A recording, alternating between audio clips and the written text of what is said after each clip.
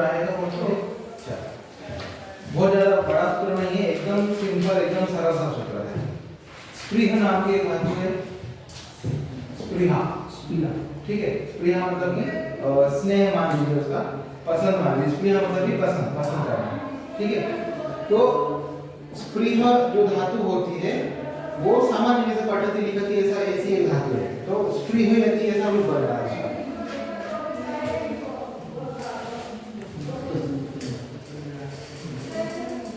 ठीक है। अब नॉर्मल जो वाक्य बनते हो कैसे बनते हैं, जैसे मान लीजिए बाल कहा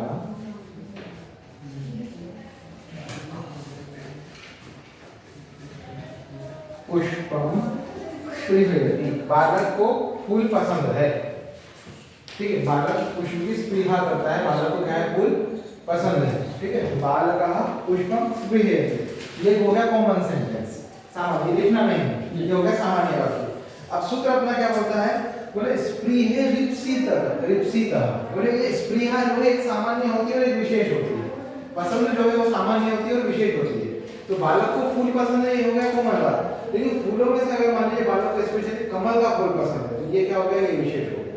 तो जो विशेष प्रकार की स्पृहा है, विशेष प्रकार की जो पसंद है, ठीक है, उसमें हमें चतुर्थी लगाना, उसमें क्या करेंगे हम, चतुर्थी लगाएंगे। तो बालक को फूल पसंद है, लेकिन अगर वो बोले कि कमल का फूल पसंद है, तो बालकः कमल पुष्पाय स्पृहयति, बालक जो है कमल पुष्प के लिए स्पृहा करता है, ठीक है। तो अगर केवल पुष्प है कॉमन, तो हम साधारण जो हम जैसे वाक्य बनाते हैं वैसे बना देंगे। लेकिन अगर वो कोई विशेष आइडेंटिफाई करे कि भाई नहीं, हमें इतने में से सिर्फ यही पसंद है, तो फिर वहां पर क्या हो जाएगा, कमल पुष्पाय।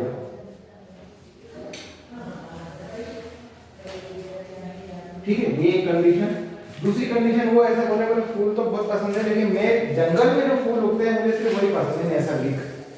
मान लीजिए एक मालती का है, पुष्प है, मालती मतलब चमेली, ठीक है, चमेली।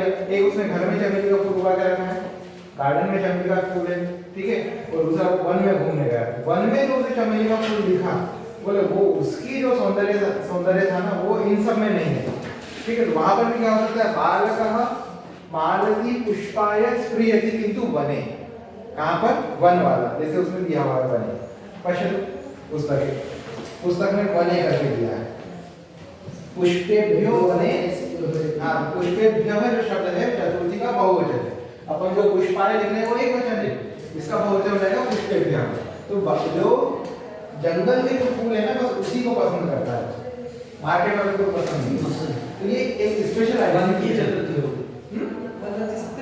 हाँ, पुष्पेभ्यो मतलब, हाँ पुष्पेभ्यो पुष्प, हाँ वन जो है उसका आइडेंटिफिकेशन है कि स्पेशल कहाँ के फूल, जंगल के, ठीक है। जैसे कमल एक मैंने घर में उगा के रखा, एक हमने छतरी तालाब में देखा, छतरी तालाब ज्यादा अच्छा लगा, ठीक है। तो वो एक स्पेशल आइडेंटिफिकेशन हो गया, है ना।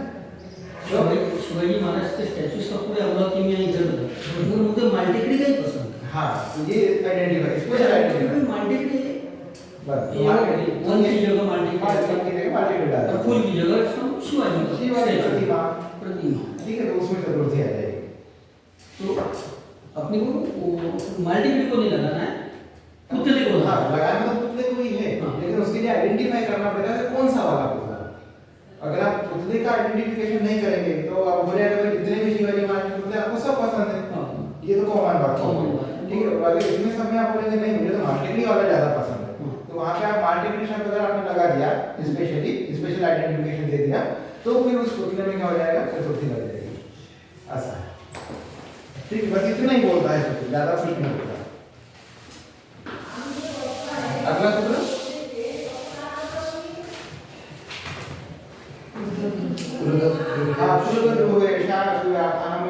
ये पढ़ा है हमने जब अपन कारक पढ़े थे, क्रुद्धयति, स्पृहयति, पढ़ा ना, क्रुद्ध, लोभ, ईर्ष्या, असूया, आ जाएगा, ठीक है। केवल सुनील जी का नहीं हुआ है,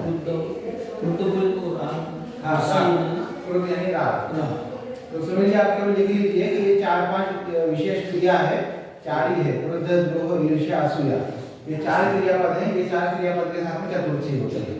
तो क्रोध म्हणजे क्रोध करना, द्रोह म्हणजे द्रोह खाली बात म्हणजे मराठी हिंदी मध्ये तिथे लिहिलं असेल क्रोध्यती द्रोह्यती असा टीकामध्ये व्याख्यामध्ये पाहतो कुठेतरी असेल तो क्रोध म्हणजे क्रोध करणे द्रोह्यती द्रोह करणे ईर्ष्या म्हणजे ईर्ष्या करणे असूया म्हणजे असूया करणे ठीक है ईर्ष्या असूया का जो अंतर है वो केवल व्याकरण सिद्धांत सोडून देखील होता है बाकी काही नाही तिथे टीकामध्ये पहा तिथे असेल ईर्ष्या आणि असूया असूया हाँ ईर्ष्या आणि नॉर्मली हाँ ईर्ष्या और असूया जो है वो दोनों को सेम ही अपन गिनते हैं भाई ईर्ष्या म्हणजे जेलसी असूया म्हणजे जेलसी ठीक है तो अगर एक ही होता तो फिर पानी निकालने के लिए दो जगह ले ली वो भी एक ही बना सकते थे ना ठीक है उन्होंने 5,500 से ऊपर इन्होंने धातु बनाई 400 में हो गए एक का भी अंतर निकलते है ना लेकिन यहाँ पे देखो उन्होंने बोला है क्रोधो मर्षः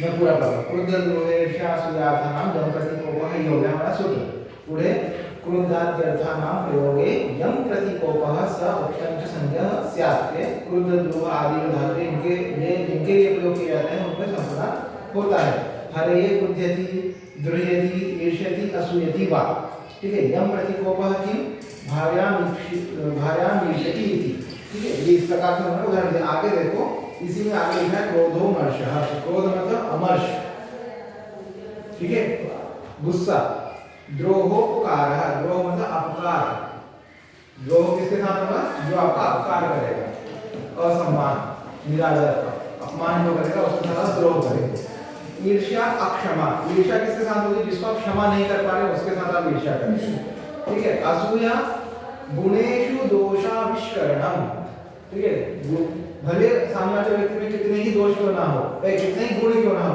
आप फिर भी उन्हें कोई ना कोई दोष ढूंढ ही लोगे मतलब कि इनडायरेक्टली उसकी हानि करने का प्रयास करोगे कहीं ना कहीं उसकी इज्जत उतारोगे ठीक है ऐसा जो आप करोगे वो हो जाएगी असूया तो ईर्ष्या असूया में क्या होगा ईर्ष्या मतलब कि अक्षमा आप मन ही मन में जेलसी कर रहे हो उसको कुछ बिगाड़ नहीं पा रहे ठीक है उसने कुछ किया उससे आपको ईर्ष्या है लेकिन आप उसका कुछ कर नहीं पा रहे आप मन ही मन में क्रोधित है उसको क्षमा नहीं कर पा रहे ये हो गई ईर्ष्या और जहां पर आप उसका किसी न किसी प्रकार से अधिक करने का प्रयास कर रहे हो ये होगी आपकी असूया ये दोनों में अंतर है यही मतलब ये पद्धति एक ही है लेकिन एक जगह पर आप अपने स्वयं तक सीमित है और एक जगह आपने उसके लिए क्रियान्वयन कर दिया उसका कोई अधिक कर दिया ये हो गई असूया ठीक है हस्तुत झालेला आहे पुढे आहे क्रुद्ध द्रोह रूप सृष्टयोः कर्म के अब ये जो क्रुद्ध और द्रोह ये जो दो धातुएं हैं अगर ये दोनों धातुएं उपसर्ग के साथ आ जाती है तो वहां पर चतुर्थी न होकर के कर्म संज्ञा हो जाएगी जैसे हम वाक्य बनाते हैं गुरुः शिष्याय क्रुध्यति या आचार्यः शिष्याय क्रुध्यति आचार्य शिष्य पर क्रोध करता है लेकिन क्रुध्यति की जगह अभिक्रुध्यति आ जाए उपसर्ग लग रहा है उसमें तो गुरुः शिष्यम अभिक्रुध्यति तो संप्रदान की जगह कर्मकारक चतुर्थी की जगह द्वितीया ठीक है केवल दो ही क्रिया है कौन कौन सी क्रुद्ध और द्रोह बाकी के लिए नहीं बोला हमने ठीक है आगे राधिक्षो यस्य प्रश्नः ठीक है एतयोः कारकम् आहे एतयोः कारकं संप्रदानं स्यात् यदि तो विविधः प्रश्नः क्रियते कृष्णाय राध्यति इच्छते वा हाँ देखो ये दो प्रकार की धातु है एक राधि राध और ईक्ष ऐसी दो धातुएं हैं ठीक है ये दोनों धातुएं होती किसी के बारे में पूछना जैसे मान लीजिए आप जैसे यहाँ पर आए अभी आए यहाँ पर आपको श्वेता मैडम दिखाई देगी तुम्हें विचार करें श्वेता मैडम आहे का बात विद्यापीठ आए का तुम्हें आपको दिखे नहीं ना क्लास में नहीं है लेकिन यहाँ पर आए हैं क्या ऐसा हमें पूछना है इस प्रकार के जो विप्रश्न होते हैं विशेष प्रकार के किसी के द्वारा पूछे गए जो प्रश्न होते हैं उसमें क्या होता है चतुर्थी का प्रयोग होता है जैसे गोपी कृष्णाय राध्यति अथवा गोपी कृष्णाय इक्षते ठीक है गोपी कृष्ण को देखा क्या एक गोपी ने पूछा यशोदा माँ से कृष्ण का उसको देखा क्या आपने कृष्ण कहा ठीक है इस प्रकार का जो प्रश्न है किसी के द्वारा पूछा गया और पूछना किसके विषय में है कृष्ण के विषय में पूछ किससे रहे हैं यशोदा माता से ठीक है मतलब कि पूछने वाला व्यक्ति जिसको पूछा जा रहा है वो व्यक्ति और जिस विषय के में पूछा जा रहा है वो जो थर्ड पर्सन है उस थर्ड पर्सन में अपन को क्या करना है संप्रदान करना ठीक है और ये सामान्य व्यवहार वाले हैं कृष्ण को देखा क्या हम शादी में गए, हमारे साथ 5 मित्र गए थे, ठीक है, 4 एक साथ खाना खा रहे थे, ठीक है, हमें पता है विवेक दिख नहीं रहा, तूने देखा क्या उसको? बोले नहीं। तूने देखा क्या? नहीं देखा। ठीक है, जो कि ईक्ष धातु इस प्रकार से प्रश्न वाली ईक्ष धातु। इसी प्रकार राध्यते, राध्यते जो है ये भी ऐसी ही धातु है।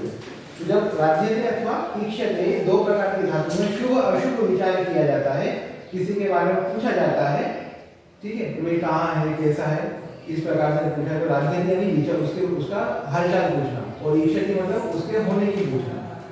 बोले कृष्ण है राध्यते, गोपी कृष्ण के हालचाल के बारे में पूछते, कृष्ण कैसा है ना? तो ये हो गया एक बात, कृष्ण को डायरेक्ट नहीं पूछ रहे, किसी और से पूछ रहे है ना, भाई कृष्ण कैसा है, यशोदा माता से पूछ रहे हैं।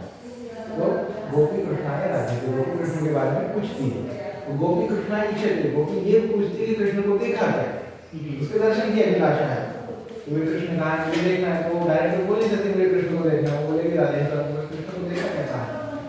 तो इस प्रकार का जो पूछा गया प्रश्न है वो ईक्षते है। तो जिसके लिए पूछा जा रहा है वहां पे संबोधन लगाना है, ठीक है। पुढे प्रत्यंगा वही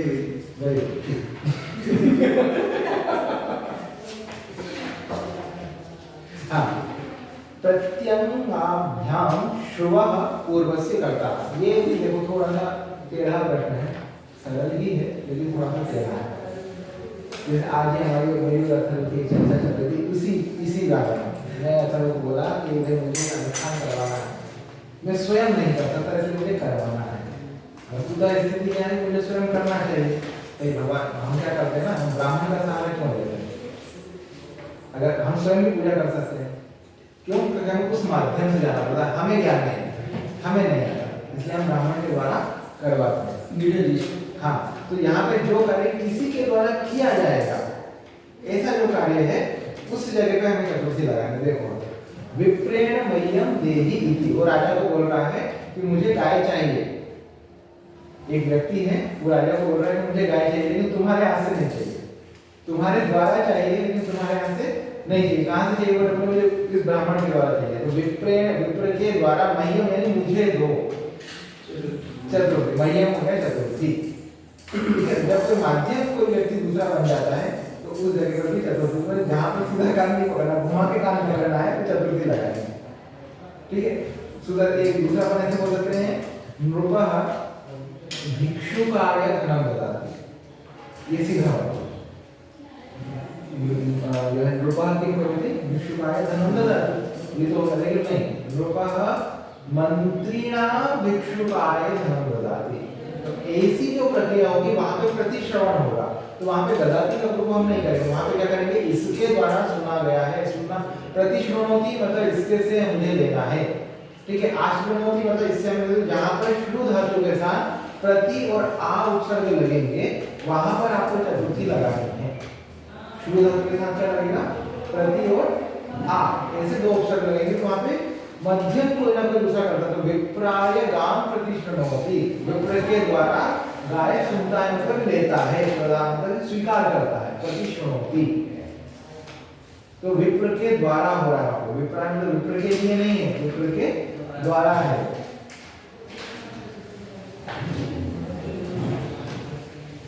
समझ गए? हाँ,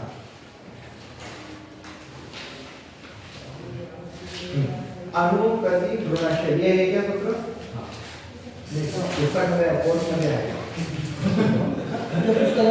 हाँ, पुस्तक का भरपूर है, कोर्स में आएगा। अनुप्रति गुणस्य परिक्रयणे और नमस्वस्ति वो ठीक है, ठीक है, ये दोनों है मतलब, है ना? दोन्ही प्रमाणे आणि शेवटी करते ठीक है, अब ये दोनों सूत्र है, ठीक है, चलेगा। अनु प्रति गृणस्य, अब गृण जो है वो एक धातु है। अब गृण धातु में अनु और प्रति उपसर्ग जब लगे होंगे, सीधे सीधे समझ, सूत्र स्वयं बता रहा है कि जब अनु और प्रति उपसर्ग के साथ में गृण धातु होती है तो वहां पर चतुर्थी होती है। आभ्याम गृणाते हैं कार्यक्रम पूर्व व्यापार से कर्तृभूतम उक्तम संज्ञा से, उत्तम संज्ञा से मतलब संप्रदान संज्ञा, जो कही गई संज्ञा है वो हो रही है। ये कहाँ पर हो रही है? आभ्याम गुणाते, इन दोनों में गुणाते के साथ लगने पर, गुणाते क्या है? क्रिया है। इन दोनों मतलब कौन कौन? अनु और प्रति, ये दो उपसर्ग हैं। जब अनु और प्रति ये दो उपसर्गों के साथ जब गुण होगा, गुण मतलब गुण धातु होगी, तो वहां पर क्या हो जाएगा, चतुर्थी लगेगी। इसका मीनिंग ये कहता है, वहां पे कुछ मीनिंग चेंज हो जाएगा।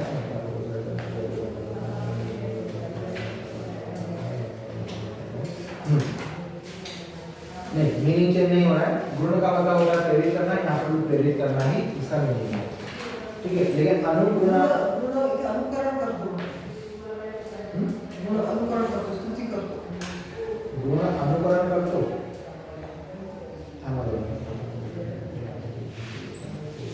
स्तुतीचे अनुकरण करणे, अनुकरण करणे। प्रथम शौचादी इसी के लिए बोला गया है। ओके, अनुपूर्णावती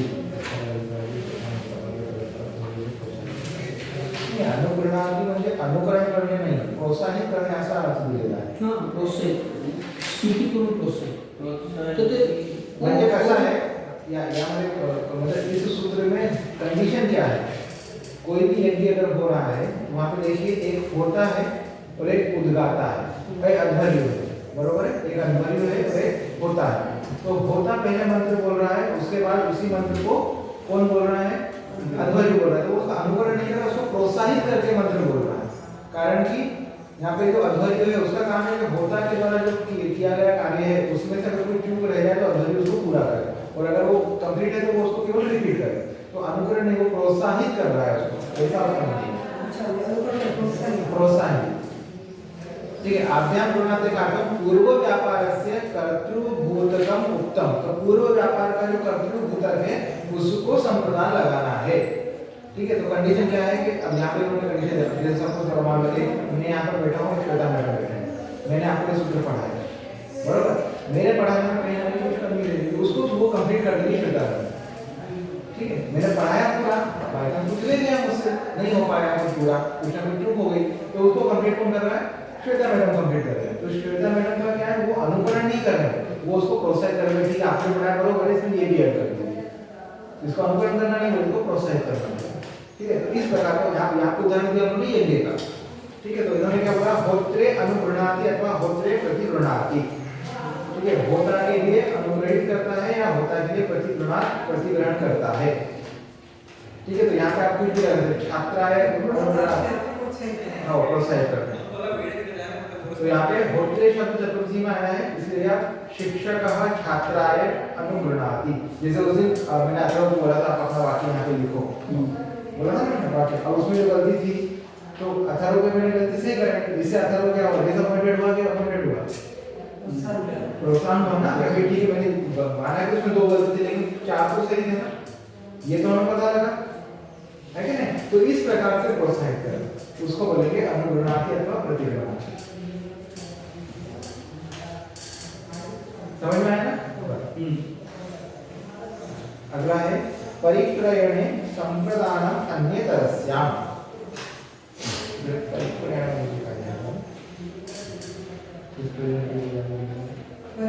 म्हणजे काही निश्चित काळाकरता मजुरी देऊन नोकरीला ठेवणे, काही निश्चित काळाकरता मजुरी देऊन नोकरीला ठेवणे, मजुरी देऊन नोकरीला ठेवणे, असं लिहिलं परिक्रयण.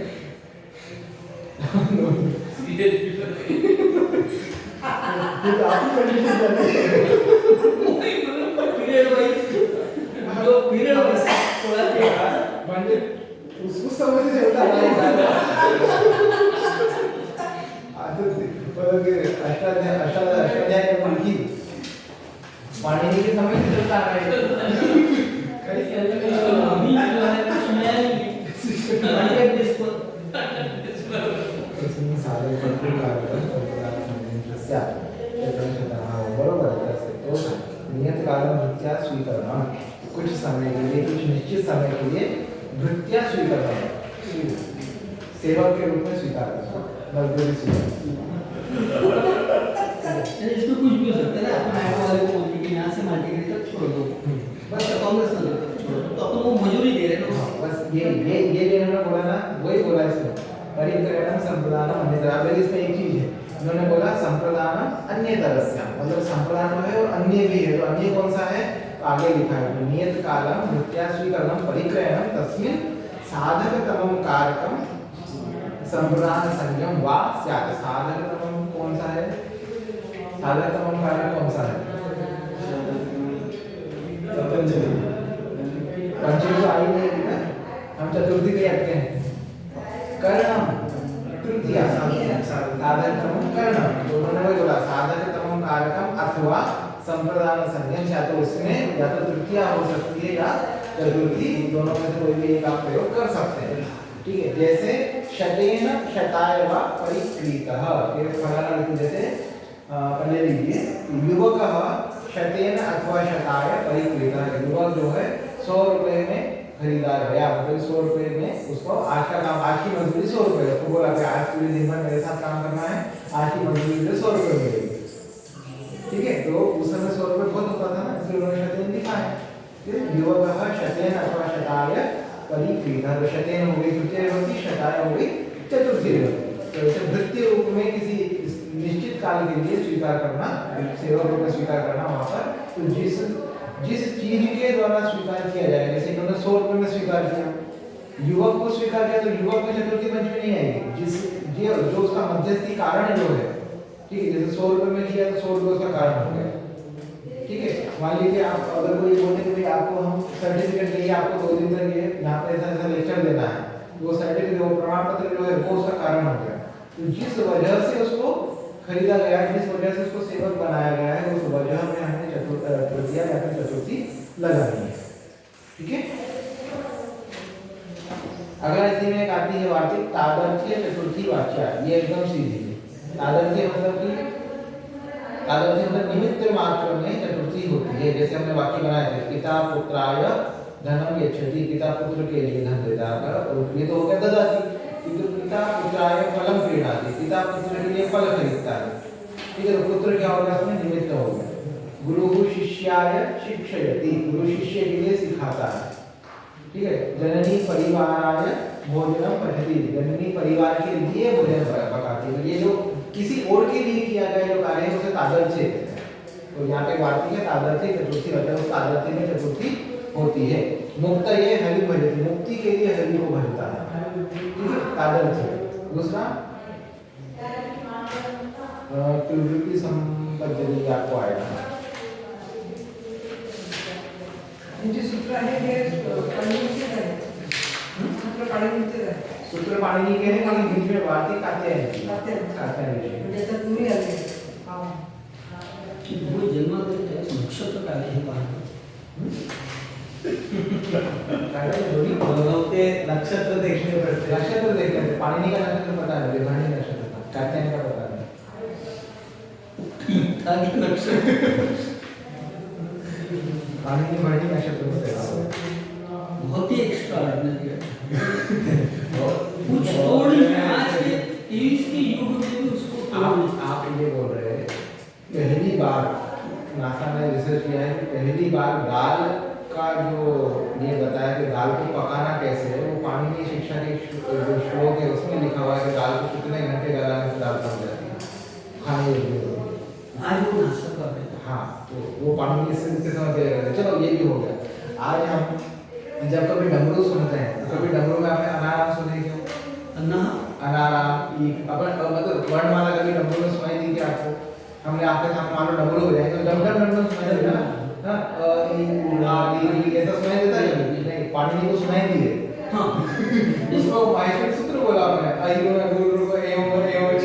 है ना? हाँ, ये माहेश्वरी सूत्र है। पाणिनी बोलते हैं उन्होंने जो निसर्ग की आवाज है उनसे स्वर वृत्तावसाने नटराज राजो ननाद ढक्का नवपंचवारा उद्धर तो काम सरकारिस्ता नेत्र विमर्शन अंतिम पंक्ति बोल रहा हूँ। मतलब कि नृत्यावसाने नटराज जो के राजा, मतलब नटों के जो राजा हैं, उन्होंने नृत्य के समय पे ननाद ढक्का, ढक्का मतलब डमरू, ठीक है, डमरू ननाद नहीं बजाया। कितनी बार? नवपंचवारा, एक बार 9 बार बजाया, एक बार 5 बार बजाया, 9 और 5 14, ठीक है, 14 बार उन्होंने डमरू बजाया। तो उद्धर तो काम सकलादि सिद्धांत, तो वह जितने भी व्याकरण के मतलब भाषा के जो सिद्धांत है, मूल सिद्धांत वो वहां से उत्पन्न हुए। ठीक है, और उसी को पाणिनि ने अपने जो है पाठ्य सूत्र में लिखा है। तो उन्होंने आइयो ना दूर हमें तो ऐसा सुनाई नहीं देती पाणिनि ने बोला जा जाता तो जल को कहा शिव सूत्र और इसी से शिव सूत्र का जाल तैयार हुआ। जाल मतलब ये हमारे माहेश्वरी सूत्र तैयार हुआ। ऐसा है। अब इसके पानी में इतने खतरनाक है जो अयुल लोग सुन सकते हैं कि ये तो क्या ही है। आज अगर हमारे साथ कोई डमरू बजा है तो अभी डमरू भी सुनी देगा। वो भी अपन बोलेंगे वो चमड़ा ठंडा है दम नहीं बजा डब जरा उसको सीखो अपने आप में गाना ऐसे इसलिए मैंने पूछा कि जन्मे क्यों और जन्मे कौन से नक्षत्र लेकिन उसमें बात उन्होंने जो भी सुना वो बनाया बहुत साइंटिफिक नहीं वो मैं तो उसके लिए और भी 20,000 साल कोई तोड़ नहीं है। तोड़ नहीं कुछ लोग ऐसे हो गए समाजाला पूर्ण परिवर्तन आणि पुढच्या जे आपला आहे सूत्र हा सूत्र पण आपला झालेला आहे नमः स्वस्ति स्वाहा सोळा वर्ष योगाच्या सुनील सरांच्या झालेला हे एक वेळा सांग नमः गणेशाय नमः शिवाय नमः तुम्हाला त्याचे भाव जो आहे डायरेक्ट नमः स्वस्ति स्वाहा नमः स्वस्ति स्वाहा हाँ जैसा है और क्रिया नहीं तो पढ़ते मुझे करते हैं मतलब ये आएगा क्रियासों को पदस्य कर्म स्थानीय है बंद करवाइए फिर पूरे फिर आपका सूत्र शुरू है नमः स्वस्ति स्वाहा सोळा वर्ष योगाच्या हा सूत्र आपला झालेला आहे ठीक आहे तुम्ही ऐका फक्त नमः म्हणजे नमस्कार करणे जेव्हा नमः शब्दाचा प्रयोग आपण वाक्यामध्ये करतो तेव्हा ज्याला आपण नमस्कार करतो त्या शब्दामध्ये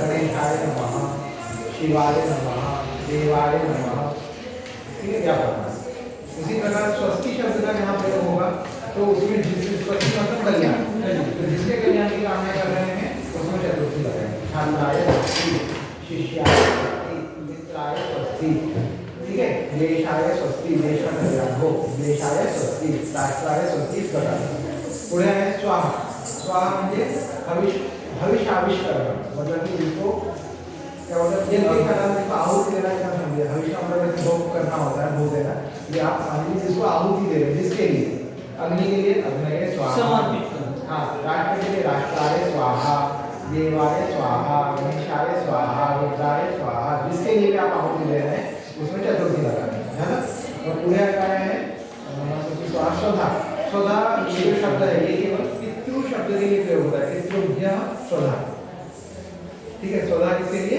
पितृ शब्द के लिए पितृभ्य इंद्र के लिए पोषक पोषक बाप रे पोषक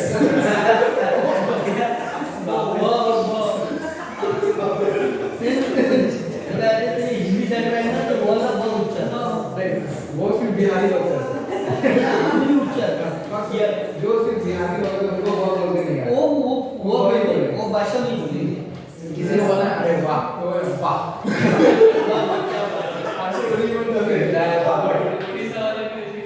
नहीं बहुत उड़ीसा में तो ये ज्यादा नहीं होता उड़ीसा में स और श का भेद है तो स बोलते नहीं है कानपुर चाहिए आप ग्वालियर ग्वालियर में एकदम प्योर है जैसे हमने क्या बोलते हैं प्रांत प्रचार मंत्री आए आमचे भरत कुमार पंडा ते उड़ीसाचे आहे त्यांना स म्हणतात सर नाही बोलते तुषा म्हणतात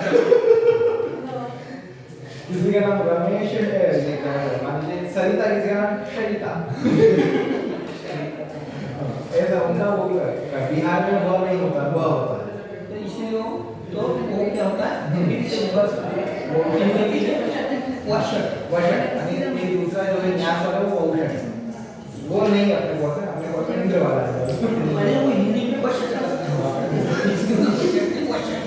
ठीक है देखिए हमारा आपका स्वाहा के स्वाहा जो शब्द है पितृ शब्द के साथ आता है पितृभ्यो स्वाहा इसके बाद अगला आता है अलम अलम यानी पर्याप्तम भोजनाय अलम भोजन पर्याप्त भोजन है अब और नहीं चाहिए ठीक है अध्ययनाय अलम लेखनाय अलम ज्ञानाय अलम ज्यादा ज्ञानी होना फिर दूसरे कर दिया ठीक है इस प्रकार से जिसके लिए भी पर्याप्त बतानी है वे अब और नहीं इसलिए हम अलम का प्रयोग करेंगे जिसके लिए करना है उसमें चतुर्थी लगाएंगे ठीक है कोई दो लोग हैं आपस में बैठे बहुत ही चिल्ला रहे हैं समझ में नहीं आ रहा किस बात पे विवाद चल रहा है विवाद आया अलम ज़्यादा विवाद मत करो, ठीक है। हमें और खाना नहीं खाना है, भोजनाय अलम, ठीक है। ज़्यादा नहीं सोना, ज़्यादा लिखना नहीं है, लेखनाय अलम। फुल स्टॉप है, अलम means full stop. Full stop. हाँ, निद्रा यही अलम, ज़्यादा मत सोना। नहीं वो तो चाहिए, ज़्यादा नहीं चाहिए। भगवान जी ने एक बात बोली है, सर्वमति मात्र दोष है, कि जो भी अति है वो सिर्फ दोष के लिए ही है। जिस भी चीज की अति है उसके दोष पैदा होता है। सर्वमति मात्र दोष है, ठीक है। न्याय वाले बोलते हैं अति सर्वत्र वर्जित। अति जो है वो हमेशा त्याग देनी चाहिए, सर्वत्र सभी जगह अति यानी अधिक का वर्ज है, त्याग देनी चाहिए, ठीक है। ये न्याय की भाषा है। ऐसे अलग सर्वमति मात्र दोष है। जंतु वर्षा है अति विधम आमची भाषा। पुढच्या सूत्र काय आहे? पुढच्या सूत्र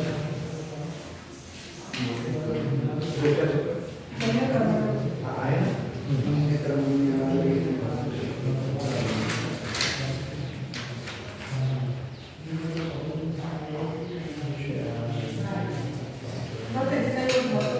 हो ना, इसमें वो एक ही है, तो दोनों वाचक के लिए मान्य करने के लिए थोड़ी भाषा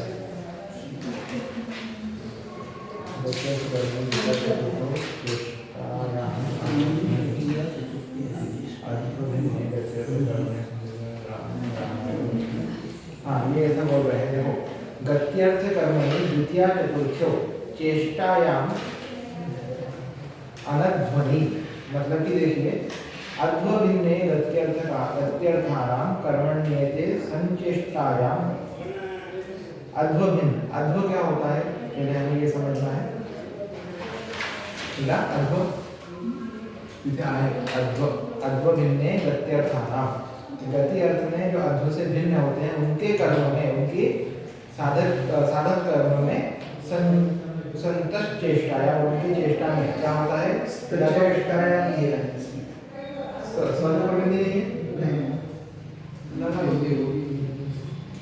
प्रिंटिंग में नहीं आएगी,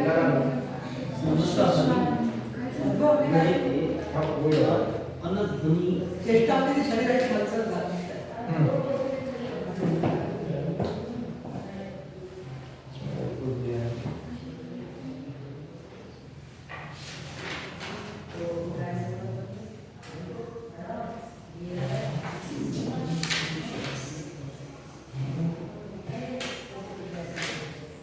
आखिर में अध्व है कि ऊर्ध्व है? ये दो चीज अध्व ही है ना? अध्व है।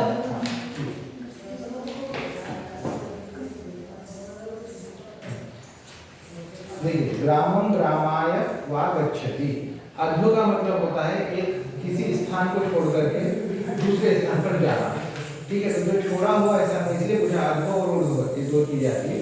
तो जो अपना एक स्थान छोड़ करके मतलब एक जगह को छोड़ कर दूसरी जगह जाना, जो छोड़ा हुआ स्थान है, ठीक है, जो जगह छोड़ी हुई है उसको अध्व कहते हैं। तो अध्व भिन्न, तो उससे अलग स्थान पर जो जाना है, इस प्रकार की जो गति की जाएगी, कुल मिला के गमन आदि जो क्रिया है, सीधा सीधा भाषा में अध्व छोड़ दो कि जब भी गच्छति का प्रयोग करते हैं, गच्छति के प्रयोग में या तो द्वितीय या फिर चतुर्थी लगाते हैं। बालकः गृहात् विद्यालयं गच्छति अथवा विद्यालयाय गच्छति, ठीक है। ग्रामं गच्छति अथवा ग्रामाय गच्छति, या तो गांव को जाता है या गांव के लिए जाता है, ऐसा आप ध्यान में रखिए। इतना ही उसका बोलना है। तो गमन रूपी जो क्रिया है, गति वाली जो क्रिया है, उसमें जिस स्थान पर गति की है, जिसके लिए जिस स्थान के लिए गति की जा रही है, उस स्थान में या तो चतुर्थी लगेगी या फिर द्वितीय लगेगी। सरल सरल शब्दों में इतना ही, ठीक है। इसी चतुर्थी विभक्ति संपूर्णा, चतुर्थी विभक्ति ध्यान आगे। ध्रुवम पाये पादानम, ध्रुव म्हणजे स्थिर जगह, अचल, जिसको हिलता नहीं है वो ध्रुव, ठीक है। उससे अपाय में अलग होना अपादान कहलाता है। अचल वस्तु से, स्थिर वस्तु से अलग होने की क्रिया अपादान कहलाती है। जैसे मान लीजिए पेड़ से पत्ता गिरता है, तो पेड़ क्या है? अचल है, स्थिर है, पत्ता उससे गिर रहा है, पत्ते की अलग होने की जो क्रिया है वो अपाय कहलाएगी। तो जहां से अलग हो रहा है उसमें पंचमी लगानी है। ठीक है, अपायो विश्लेषः तस्मिन् साध्ये ध्रुवम अवधिभूतं कारकम अपादानं स्यात्। ठीक है, अपादाने पंचमी, तो बोले अपादान तो कर लिया, बाकी में कैसे पहचाने के लिए अपादान है, तो बोले अपादाने पंचमी, जिसमें पंचमी विभक्ति होगी उसको हम अपादान कहेंगे। अपादान कारक में कौन सी विभक्ति होती है, पंचमी विभक्ति होती है। वृक्षात् पत्रम पतति, पेड़ से पत्ता गिरता है। कहाँ से गिरता है पत्ता, पेड़ से, तो क्रिया क्या हो गई, पतति, गिरना। अब जो गिर रहा है वो तो करता है, क्योंकि क्रिया मतलब क्रिया का डायरेक्ट संबंध है ना, तो कौन गिर रहा है, पत्ता। कहाँ से गिर रहा है, पेड़ से गिर रहा है, तो वृक्ष क्या हो गया उसका, ध्रुव। हाँ हाँ, ध्रुवम अपादान हो गया। ठीक है, तो ऐसा जो ध्रुव है जिससे अलग हुआ जा रहा है वो क्या होगा, अपादान। ठीक है, तो वृक्षात् पत्रम पतति में पंचमी कहाँ आ गई, वृक्षात् पत्रम पतति, तो वृक्षात् में पंचमी।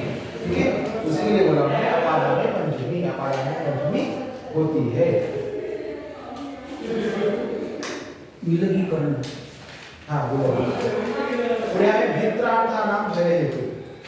ठीक है, भी और त्रा ऐसी दो प्रकार की धातुएं हैं जिनके साथ पंचमी विभक्ति का प्रयोग होता है। भी का मतलब होता है डरना, त्रा का मतलब होता है रक्षा करना। भी म्हणजे भीति, त्रा म्हणजे रक्षक। तो भी मतलब विभेति, ऐसा उसका क्रियापद है, विभेति। महिला चोर से डरती है, तो महिला चोरात विभेति। बालिका सांप से डरती है, बालिका सर्पात विभेति। रक्षा, हाँ रक्षा करना। ठीक है, पहले विभेति बनाओ। ठीक है, विभेति नहीं, बकरी वाला विभेति। ठीक है, और वाक्य बना लीजिए, चूहा बिल्ली से डरता है, मूषकः बिडालात् विभेति। बिडाल म्हणजे बिल्ली, मान लो चूहा बिल्ली से डरता है, मूषकः बिडालात् विभेति। सांप मोर से डरता है, सर्पः मयूरात् विभेति। भरपूर वाक्य है। ठीक है, अब रक्षा करना, पुलिस चोर से रक्षा करती है, पुलिस म्हणजे आरक्षक। आरक्षकः चोरात् रक्षति अथवा त्रायते, रक्षति और त्रायते।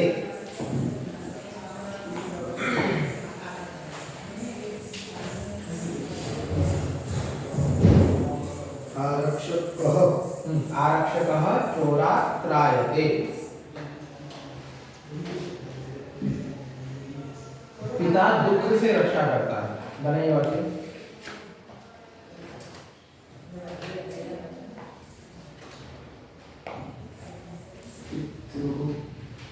पिता पिता जनक, दुख से रक्षा करता है। हाँ, रक्षति अथवा त्रायते। पिता दुःखात् त्रायते अथवा पिता दुःखात् रक्षति। और कौन किससे रक्षा करता है, स्वेच्छा से एकाध वाक्य बनाइए।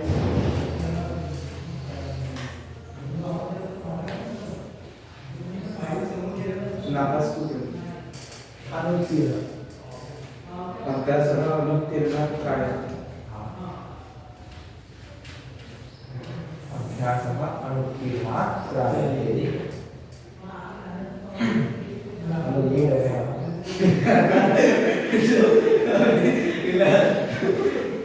रोम रोम में बसा है, कोई यही अथर्वः परीक्षायाः विभेति। आकारांत शब्द होगा तो परीक्षायाः कैसा है, आकारांत बनाया है नीचे तो लगा उसमें।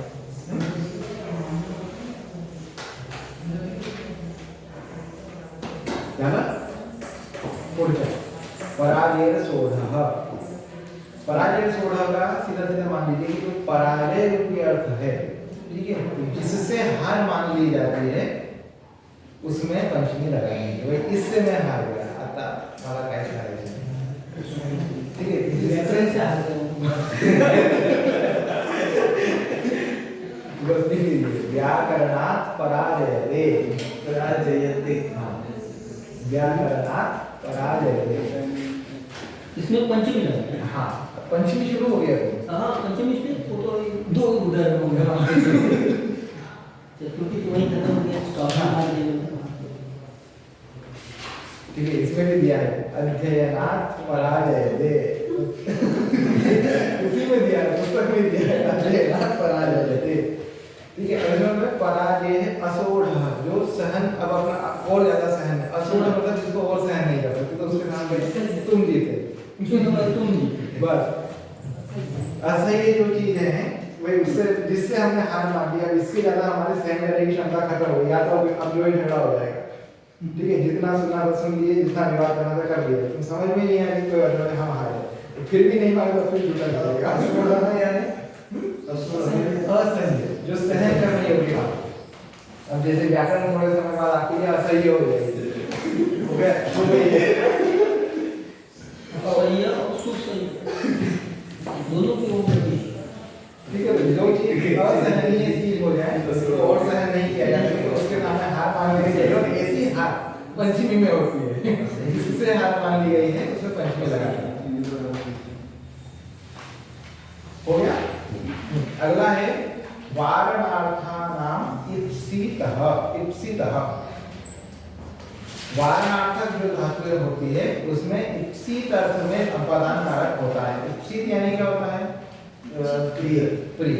वारण का मतलब होता है दूर हटाना। वारण का मतलब क्या होता है? दूर हटाना। तो जो हमारी प्रिय वस्तु है उसको बचाने के लिए किसी को दूर हटाना। ठीक है, तो जिस वस्तु को बचाया जा रहा है उसमें हमें पंचमी लगानी है। ठीक है, मान लीजिए आपने जो है छत पे अभी सर्दी का समय है, ठीक है, तिल धो करके सुखाने रखे हैं, है ना। अब तिलों को छत पे सुखाने रखा है तो उसको किससे बचाना पड़ता है? बंदर है, चिड़िया है, कौवे है, इनसे बचाना पड़ता है ना। ठीक है, तो इसको बचाना मतलब वारयते, यानी उसको बचाना। यहाँ पे जो क्रिया आएगी क्या आएगी? वारयते। किससे बचाने हैं? बंदरों से। ठीक है, किसको? जिस वस्तु को बचा रहे हैं। ठीक है, जैसे देखो यहाँ पे लिखा है यवेभ्यो गाम वारयति। इप्सितः किम यवेभ्यो गाम वारयति इति क्षेत्रे। ठीक है, और एक उदाहरण इसमें मैं देता हूँ आपको।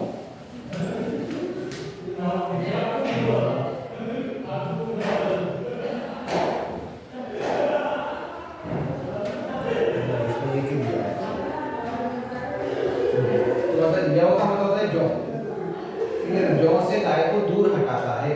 जौ को बचाने के लिए क्या करता है? गाय को हटाता है, दूर हटाता है। तो जौ को बचाना है, किसी गाय से बचाना है, तो गांव वाले तो गाय को हटाता है। कहाँ से? जौ से। तो ये वेद्य हम इसको हम तिल के लिए क्या करते हैं? तिलेभ्य।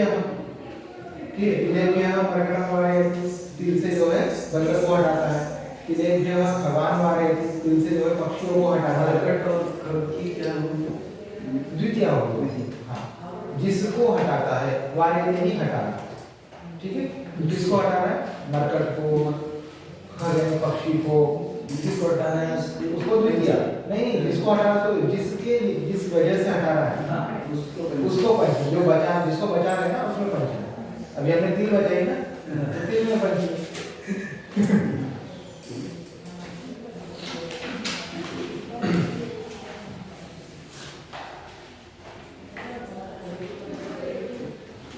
ठीक है, यहाँ पे केवल वारयति आपको ध्यान रखना है। वारयति के साथ में पंचमी विभक्ति लगती है।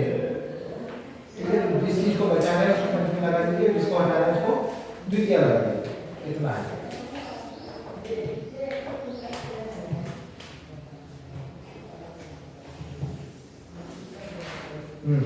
अंतर्धौ येन दर्शनम इच्छति। अंतर्धौ येन अदर्शनम इच्छति। व्यवधाने सति यत् प्रत्येकस्य आत्मनो दर्शनस्य अभावम् इच्छति तदपादानं स्यात्। छुपाने अर्थ है। ये क्या है? छुपाने अर्थ है। ठीक है, जैसे माता कृष्ण को छुपा लेती है। ठीक है, मातु जो शब्द है ये हो गया पंचमी, जो छुपा रहा है। ठीक है, उसमें पंचमी। मातु नीयते कृष्ण, माता के द्वारा, माता से कृष्ण छुप जाते हैं, माता से कृष्ण क्या होते हैं, छुप जाते हैं। और जैसे कि मातु निलीयते बालक, निलीयते आप याद रखिए, जिससे छुप रहे हैं उसमें हमें पंचमी लगाना है।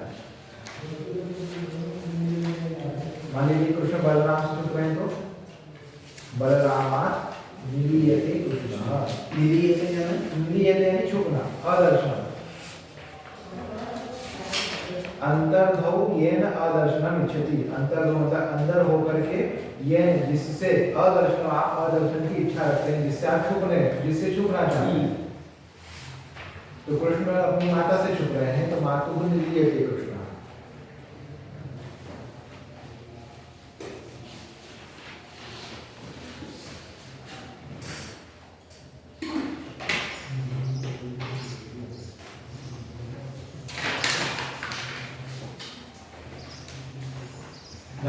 निलीयते एकच क्रियाते पुढचा शब्द आहे आख्यातोपि योगे नियम पूर्वक विद्या स्वीकरणे वक्ता प्राक्संज्ञः स्यात् उपाध्यायात् अधीते, मतलब नियम पूर्वक एक जो है नियम लेकर के जो होता है ग्रुप पहले गुरुकुल में होता था कि आज मैं 12 साल के लिए शिक्षा ग्रहण करने जा रहा हूँ, मैं 10 साल के लिए फलानी शिक्षा के लिए जा रहा हूँ, 2 से 5 बजे तक क्लास चलेगी। हाँ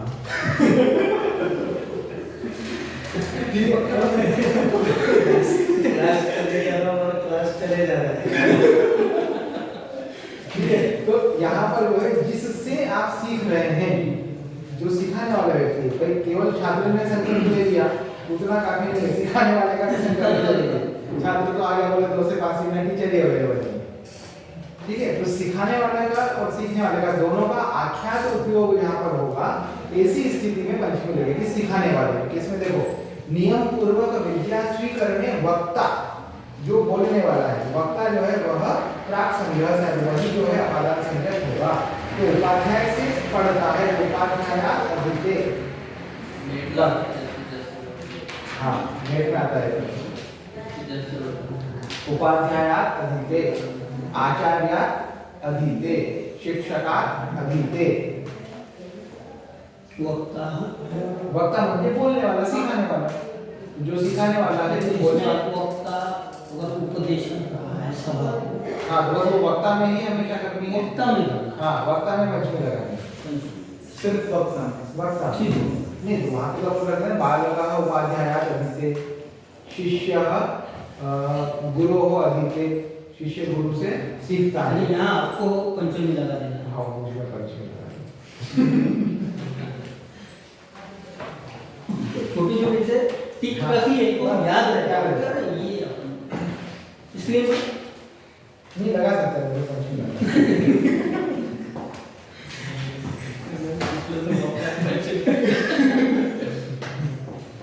आख्यात उपयोग आहे म्हणजे आपले जे राहुल सर आहेत त्यांना पंचमी लावायची। हो पुढचा शब्द काय आहे ना, जनी कर्तुः प्रकृति, जायमानस्य हेतुः अपादानं स्यात्। जायमान का हेतु है जिससे कोई वस्तु जन्म लेती है, ठीक है, जनी कर्तुः मतलब जो जन्म का जो स्थान है, जो प्रकृति है, उस प्रकृति में हमें क्या करना है, पंचमी लगानी है। जैसे ये पेड़ जो होता है ये कहाँ से जन्म लेता है, बीज, ठीक है, तो बीजात् वृक्षं जायते, ठीक है, बीज से जन्म लिया ना, तो पेड़ की प्रकृति कौन है, उत्पत्ति स्थान कौन है, बीज है, तो बीज में हमने पंचमी लगाई। जनी कर्तुः प्रकृति ये बोलती है कि जहाँ से जो वस्तु जन्म लेती है, इस उस प्रकृति में पंचमी का प्रयोग करना है। बीज से वृक्ष जन्म लेता है, बीजात् वृक्षः जायते।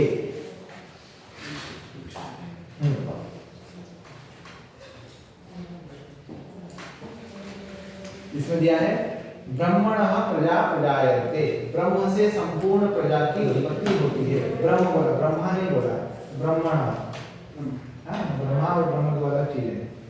अभी हमारा बहुत समाज में भ्रम चल रहा है ब्रह्मा और ब्रह्म के बीच में, ये दोनों ब्रह्मा ब्रह्म करते करते भ्रम हो गया।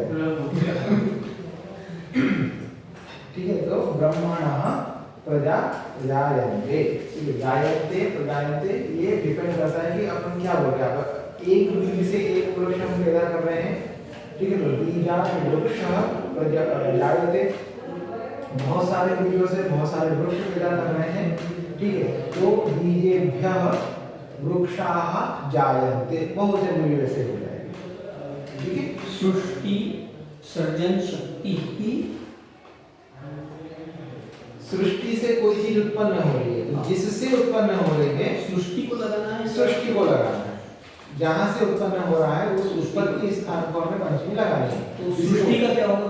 सृष्टे है, सृष्टे है, हाँ सृष्टे है, सृष्टे है सर्जन शक्ति अभवत जायते, जायते, हाँ जनी का तो प्रकृति होती जायते लगाना है, जायते क्रियापद लगेगा वहाँ पे, जायते, जायते जन्म, जायते मतलब जन्म लेता है, जन्म, हाँ ये जन्म लेने आते हैं। जहाँ से जो वस्तु जन्म ले रही है, ठीक है, जिससे जन्म ले रहा है उसमें पंचमी लगाए।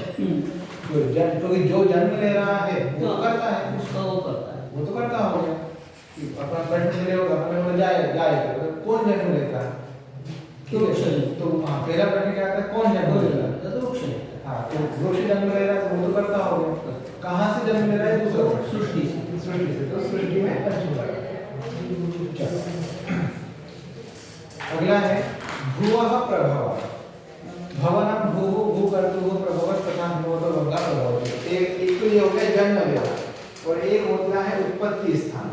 अब जैसे गंगा का उत्पत्ति स्थान क्या है, तो बोले हिमालय।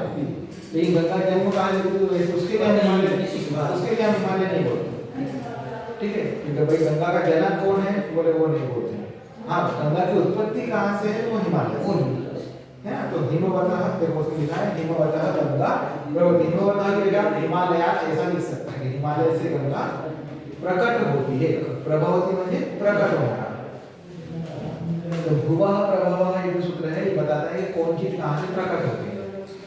अमृता से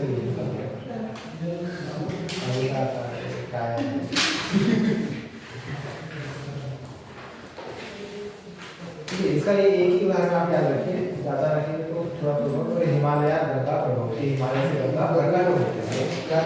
हिमवत, हाँ हिमवती जगह हिमालय कर रही है।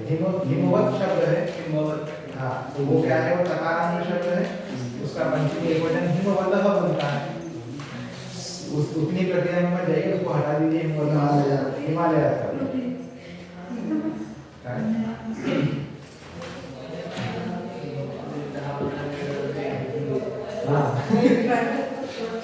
हो एक अपन ले लेते हैं ना, एक ही सूत्र बताते हैं।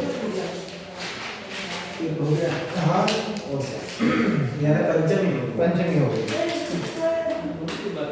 एक ही सूत्र बाकी है, नंतर षष्ठी। हाँ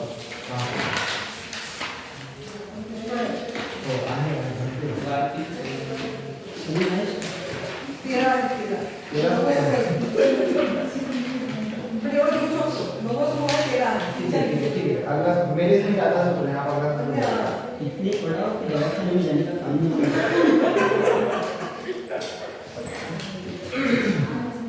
देखो इसमें कुछ उन्होंने शब्द दिए हैं, अन्यारादितर तेहे दिक् शब्दान च उत्तर पराजाहि युक्ते। मतलब ये जो शब्द हैं इनके साथ में क्या करना है, हमें पंचमी लगानी। एतैहि योगे पंचमी स्यात्। इन सभी के योग में क्या होती है, पंचमी विभक्ति होती है।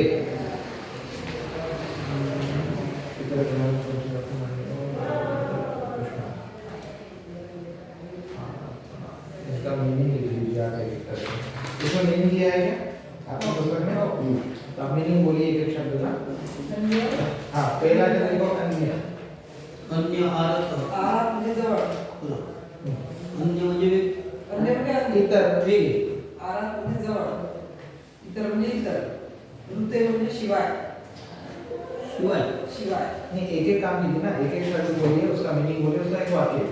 अच्छा अन्य, अन्य म्हणजे अन्य, प्रमाणात खूप वेळ लागेल करायला। अन्यः कृष्ण, अन्यो कृष्णात्, कृष्ण से अलग। अन्य कृष्ण, हाँ अन्य कृष्णात्, कृष्ण से अलग। तो अन्य होता है कि अन्य ही है, अन्य कीजिए, अन्य कृष्ण, कृष्ण, अन्यः कृष्णात् विसर्ग है, अन्यः कृष्णात्, कृष्ण से भिन्न, कृष्ण से अलग।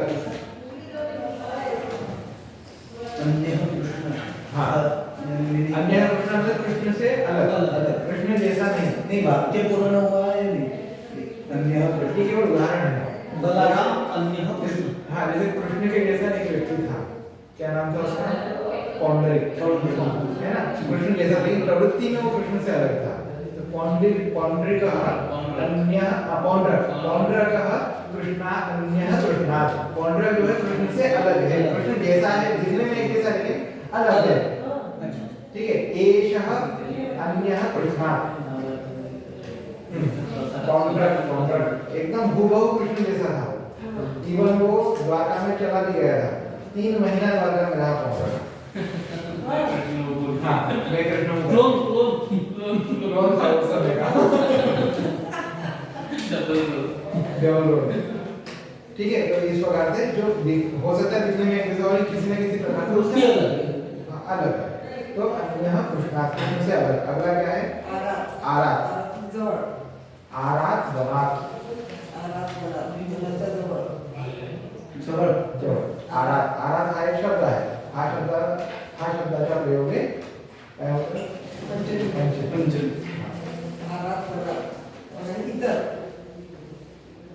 इतर आणि अन्य ये सारखे हैं।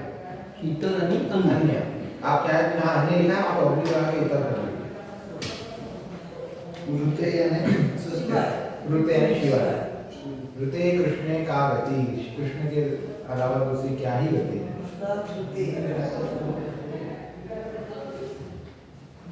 दिशा। अन्य कृष्णात् किमपि नास्ति स्थाने यानी वाक्य पूर्ण होता है उनको कृष्ण के जैसा कृष्ण से ठीक है। हाँ, वृत्ते कृष्णा का गति ऐसा। दिग्वंदी दिशा। हाँ, अब जहाँ पर भी दिशा वाला शब्द आएगा वहाँ पर पंचमी लगानी है। दिक।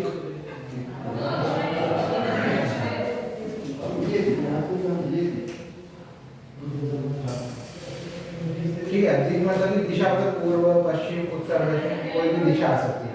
ठीक है, तो गाँव के पूर्व में तो पूर्वे ग्रामात्, गाँव का पूर्व भाग पूर्वे ग्रामात्, ग्राम के पंचमी। हाँ, तो ये शब्द में पंचमी नहीं, इन शब्द के साथ पंचमी। ये शब्द जिसके लिए आएंगे वाक्य में वो शब्द में पंचमी हो जाएगी। इतर शब्द जिसके लिए आया, मानिए कृष्ण के लिए इतर शब्द आया, कृष्ण में पंचमी।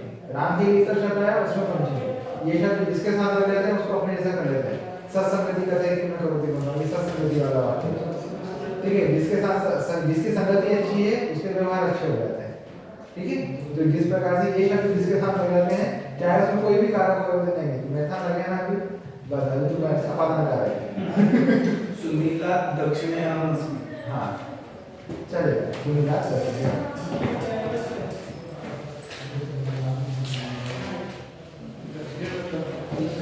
हाँ, दक्षिण तह अगर लगाएगा तो फिर षष्ठी हो जाएगी। दक्षिण दिशा हाँ, बात करते वक्त संस्कृत को दक्षिण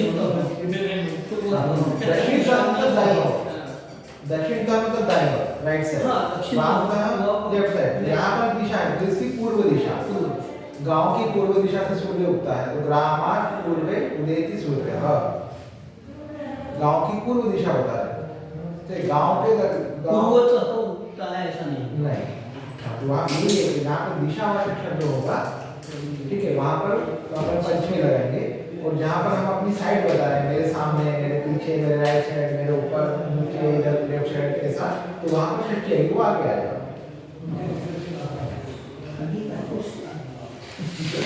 तो ठीक है। एक अचूक म्हणजे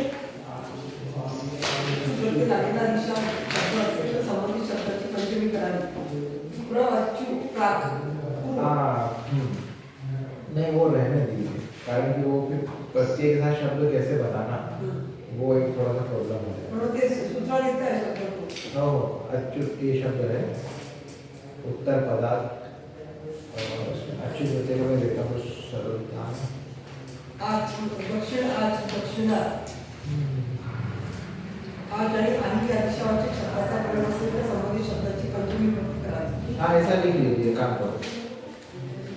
आज और आही। आज व आधी या दिशावाचक शब्दाचा प्रयोग असेल। आज व आधी। आज को आहे। या या विषयावरच्या शब्दाचा प्रयोग असेल. ते आजच्या आईचा अर्थ काय आहे? आज आणि आहे आणि दक्षिण प्लस आज दक्षिणा केलेला आहे. म्हणजे काय अगर वो लागतं? दिशा के साथ भी ये प्रत्यय लगे हैं। हां. जैसे अपन ने बताया ना दक्षिणतः, तो वहाँ पे तहसील प्रत्यय है। हाँ। तो जैसे उसमें तहसील प्रत्यय लगा तो हम षष्ठी का प्रयोग करते हैं। लेकिन जब वहाँ पे तहसील की जगह पर आच और आही प्रत्यय लगेगा तो आपको दूसरा नहीं, आपको यही प्रयोग करना है। यही दक्षिण आज दक्षिणा. तो क्या प्रत्यय तो वही अपादान पंचमी भक्ति लगाएंगे। वंचित आज व आहे या विषयावरच्या शब्दाचा प्रयोग असेल तर संबंधित शब्दाची पंचमी भक्ती करावी.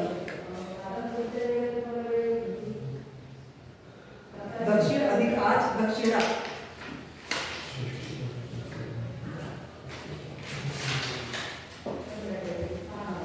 थोडंसं कन्फ्युजनच आहे समोर.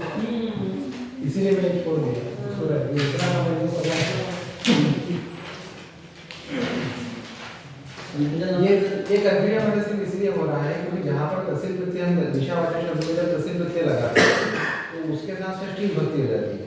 तो तहसील प्रत्यय को हटा करके अगर हम इसमें उत्तर शब्द लगाएंगे, आठ प्रत्यय लगाएंगे या आही शब्द लगाएंगे तो वहाँ पर षष्ठी न होकर के क्या हो जाएगा, अपादान का मतलब पंचमी विभक्ति होगी। ऐसा है। तो सीधा सीधा ग्रामात दक्षिणा, दक्षिणा शब्द हो सकता है ग्रामात दक्षिणाही अथवा ग्रामात दक्षिणे।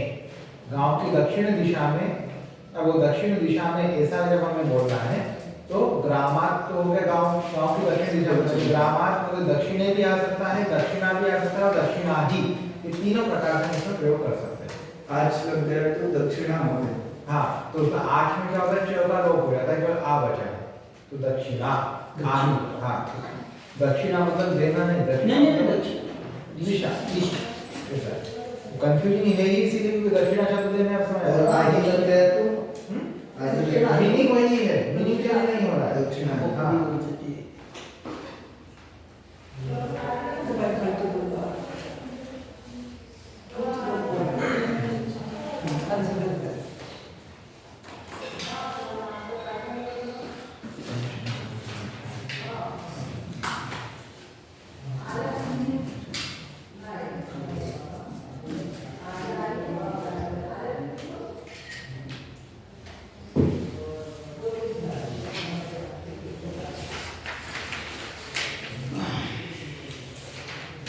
अगला सूत्र कौन सा है?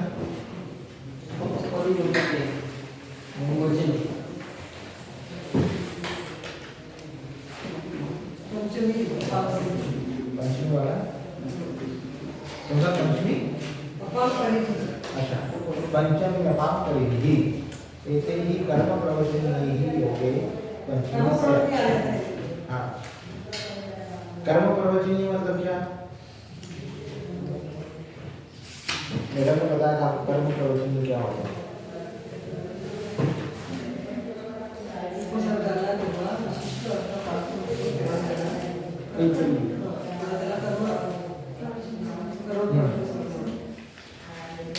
ये पंचम में आम पड़ा भी, यहाँ पर लेकिन एक ही कर्म प्रवचनी उन्होंने बताया।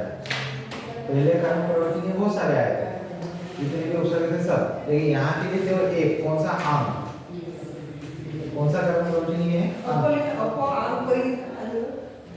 पंचम में अप आम। हाँ, अप आम और परि तीन है।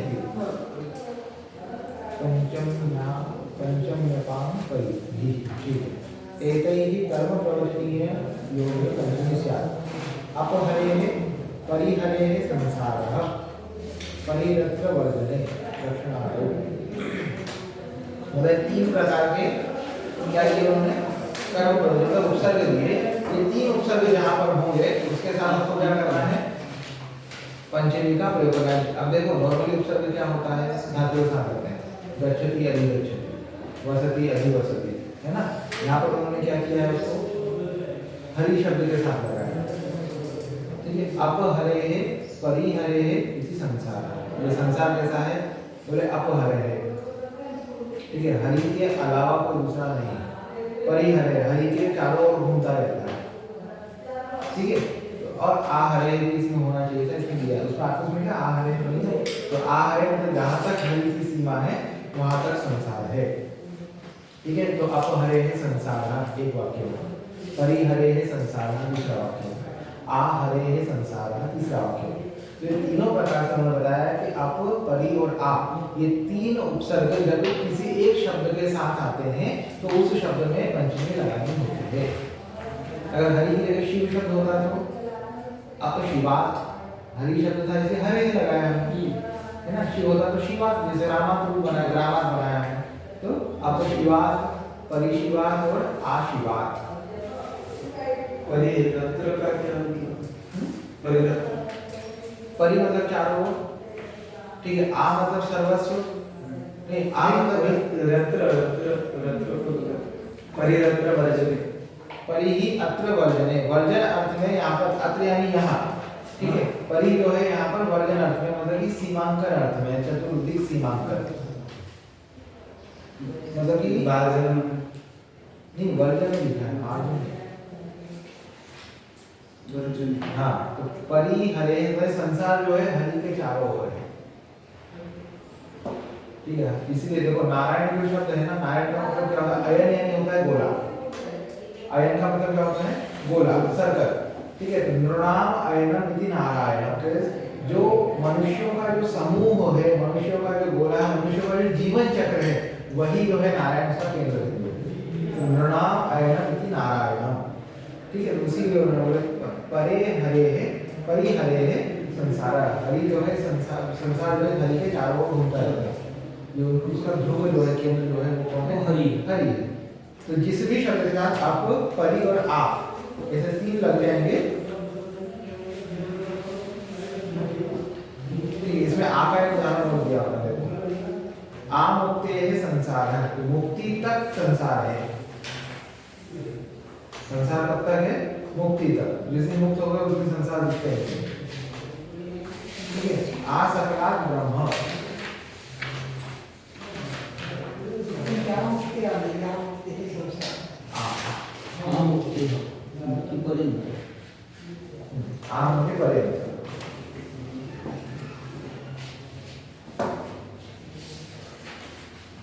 आ परीक्षा अभ्यास,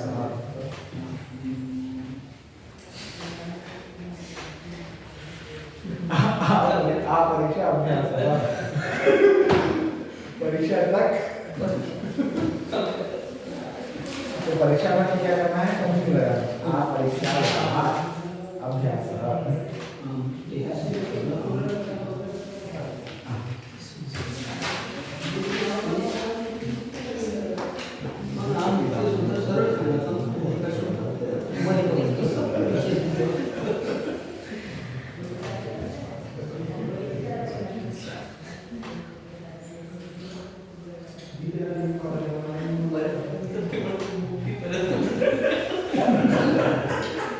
मेल्यानंतर काय मुक्त होते का मग क्षमी होते, आमचं म्हणजे हाडम असं म्हणतात ते पंचमहाभूती स्वीकार करणे, हे वेस्ट टाइम आपण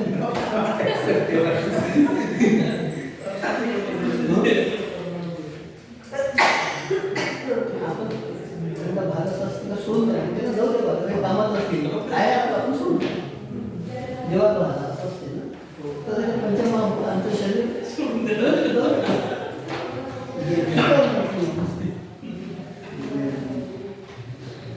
अगला सूत्र, प्रतिनिधि प्रतिदान, प्रति प्रतिनिधि प्रतिदानयोः, और यहाँ पे देखिए दो सूत्र एक साथ आए हैं, दोनों को एक साथ पढ़ सकते हैं, प्रति प्रतिनिधि प्रतिदानयोः एतयोः अर्थयोः प्रति उक्त संज्ञः स्यात्, मतलब इन दोनों के अर्थ में क्या होगा, उक्त संज्ञा मतलब अपादान संज्ञा पंचमी विभक्ति होगी। अगला सूत्र भी यही बोलता है प्रतिनिधि प्रतिदानैश्च यस्मात्, कौन सा है, यशवंत सा है, मेरा वाला नहीं, मेरा छोड़ दीजिए, मैंने बोला ही नहीं,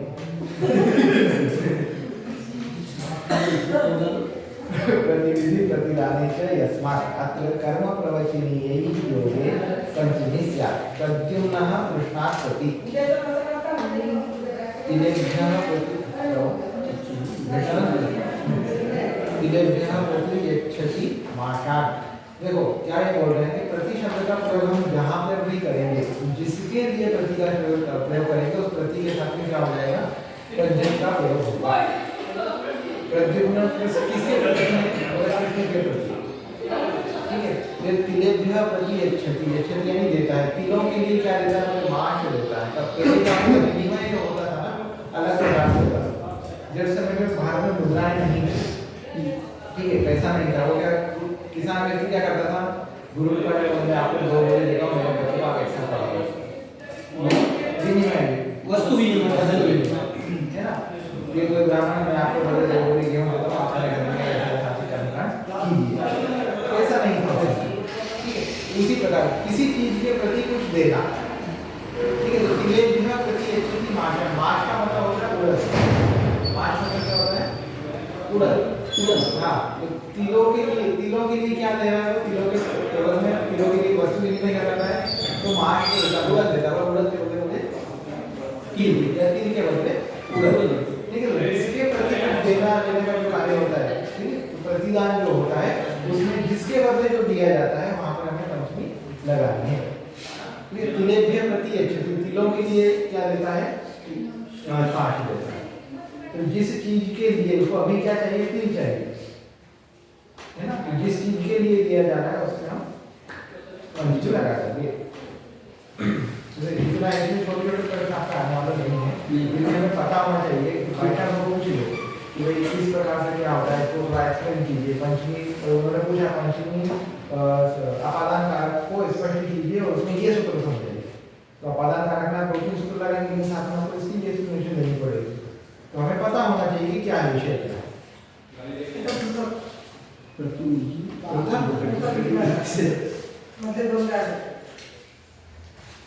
हाँ, पृथक बिना नानाभिः तृतीया अन्यतरस्यां तेभिः योगे तृतीया स्यात् पंचमी द्वितीये च अन्यतरस्यां ब्रह्माणं समुच्चयार्थं पंचमी द्वितीये च अनुवर्तते। पृथक ग्राम्यं ग्राम पुस्तक जो मेरे को रखा हुआ है, आगे वाला है ना। हाँ, पृथक ग्राम्यं ग्राम जब हमने बिना शब्द पढ़ा था, है ना, रामायण सीता वनम गच्छति, ठीक है। तो ये यही सूत्र होता है, जहाँ पर पृथक अर्थ में या बिना के साथ में कौन 2 शब्द बताए जाते हैं, पृथक और बिना। अपन ने केवल बिना पढ़ा है, बिना की बिना के साथ में हम पृथक ओनली में पृथक लिख सकते हैं। तो पृथक और बिना ये 2 शब्द जहाँ पर होते हैं वहाँ पर हाँ, नाना, पृथक, बिना और नाना, ये 3 शब्द जहाँ पर होते हैं, इन तीनों के साथ में द्वितीया, तृतीया और पंचमी तीनों विभक्ति होती है।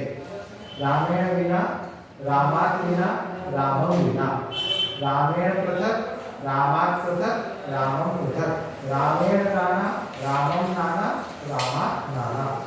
अर्थ तीनों का वही है, ठीक है।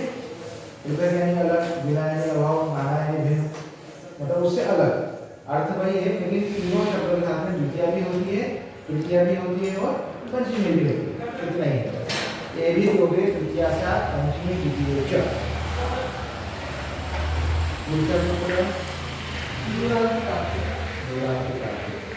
ते करण्याचे स्तोत्र आहे, ते एक आपण मला वाटत ते पाहून एकदा करून माझा इकडं आहे मुलांची करण्याचे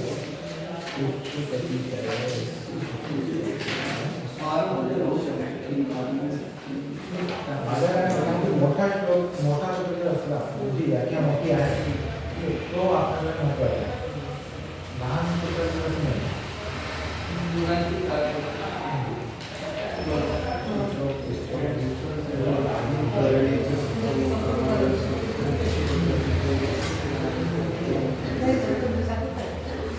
स्टोक का मीनिंग दिया हुआ है आपकी पुस्तक में, स्टोक का मीनिंग क्या लिखा लिया है मैंने, तो म्हणजे एक जवळ आणि दूर मतलब स्टोक का मतलब मुझे पता है कि थोड़ा ऐसा अल्प ये अर्थ होता है, उसमें कुछ किया है स्तोके ना आयासे ना मुक्त, आयासे मुक्त, आयास हे द्रव्य नाही, यारे स्टोके में आयास मुक्त थोडक्यात सांगताय है ना, थोड़ा ही ना। हाँ, स्टोक मतलब थोड़ा छोटा तो ये क्या बोल रहे हैं, एभ्यो द्रव्य वचनेभ्यो करणे तृतीया पंचम्यो स्तः, ये जो द्रव्यवाचक शब्द में अगर ये आता है तो इसमें तृतीया और पंचमी दोनों होते हैं। स्तोकेन स्तोकात् वा मुक्तः, मतलब स्तोकेन यानी थोड़ा, ठीक है। अब ये थोड़ा जो है ये द्रव्यवाचक शब्द है। द्रव्य क्या होता है जिसको काउंट नहीं किया जा सकता, ठीक है। परिश्रम जो है वो काउंट नहीं होता, ठीक है। मतलब गुणवाचक जो शब्द होता है वो काउंट नहीं होता, द्रव्य। जैसे आप लाशा को पूछा, आपको हमने पपई दी खाने को, आपने खाई, आपको अच्छी लगी, फिर कितनी मीठी, हाउ कैन यू एक्सप्लेन, ठीक है। तो जिस चीज को हम व्यक्त मतलब काउंट नहीं कर सकते, द्रव्यवाचक है, ऐसी कोई चीज हो, जैसे मान लीजिए मात्रा बोला पास हो बोले हम कितने बड़े होंगे 85%, कितना मेहनत की थी नहीं बता सकते, वो आते थे रोज जो है आधा घंटे भजन सुनते थे, रोज भागवत सुन के जाते थे, वो जब आप उसको व्यक्त नहीं किया जाता, ठीक है। तो देखो आंसू आ गए ये 85% सुनती है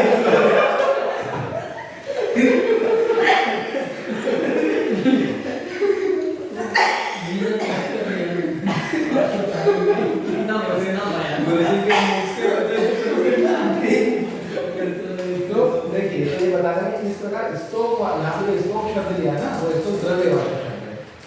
तो ऐसा बोले थोड़े प्रयास से ही वो मुक्त हो गए। स्तोकेन अथवा स्तोका, वहाँ पर तृतीया भी हो सकती है और पंचमी भी हो सकती है। तो इस प्रकार और जैसे कितने परिश्रम हो तो परिश्रमेण परिश्रमात्वा, ठीक है, मधुरेण मधुरात्वा, ठीक है। इस प्रकार द्रव्यवाचक जो शब्द होंगे उनके साथ में हमें क्या करना है, तृतीया अथवा पंचमी का प्रयोग करना है, ऐसा वो समझा, ठीक है। तो क्या सूत्र है यहाँ पर, दूरान्तिकार्थेभ्यो द्वितीया च, एभ्यो द्वितीयास्या च पंचमी तृतीये च प्रातिपदिकार्थमात्रो द्वितीयं ग्रामस्य दूरं दूरात् दूरेण वा अन्तिकं अन्तिकात् अन्तिकेन वा, ठीक है।